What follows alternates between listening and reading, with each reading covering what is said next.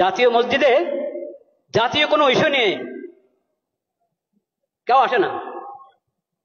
জাতীয় মসজিদ, কিন্তু জাতীয় কোনো ইস্যু নিয়ে এখানে কোরআন সুন্নাহর আলোকে, শরীয়তের আলোকে এই বিষয়ে আমাদেরকে গাইড দেন, এই কথা বলার জন্য এখানে কেউ আসে না।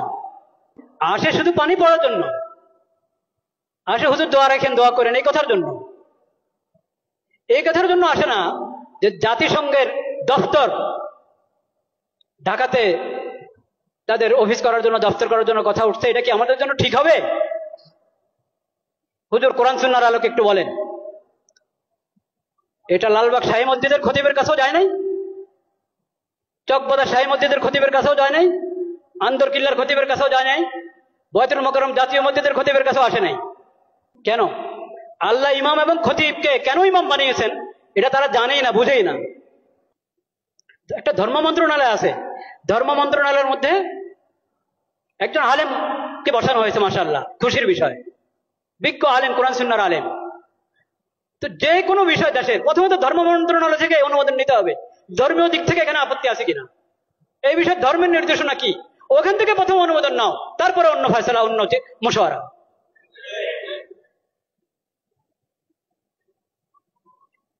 লজ্জা মরে যাওয়া উচিত বাংলাদেশিদের, যে তাদের কাছে কোরআন হাদিস থাকতে, নবীজির সিরত থাকতে, তাদেরকে মানবতা শিখাতে আসছে পশ্চিম দেশ থেকে।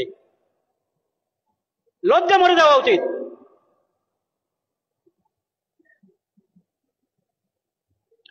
আমরা আল্লাহকে সাক্ষী রাখছি, আমরা এসব অপকর্মের সঙ্গে বিলকুল আমরা সম্পর্কযুক্ত না। আল্লাহ সাক্ষী, আমরা এই ধরনের সমস্ত কর্মকাণ্ড থেকে সম্পর্কহীন।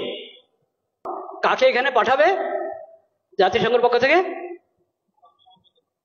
আবাসিক সমন্বয়কারী। ওই আবাসিক সমন্বয়কারী কি জানেন?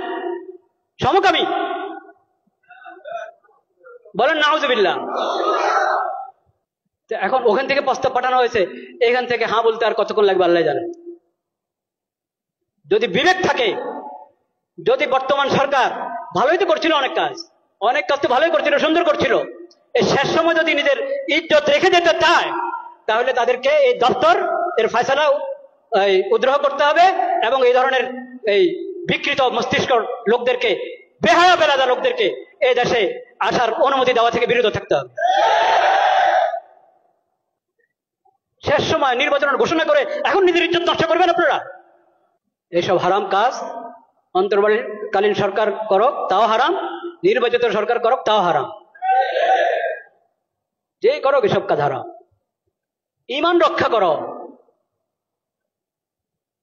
ঈমান রক্ষা করো, চরিত্র রক্ষা করো।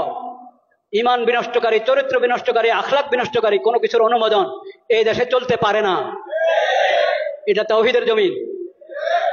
আল্লাহ তাআলা হেফাজত করেন।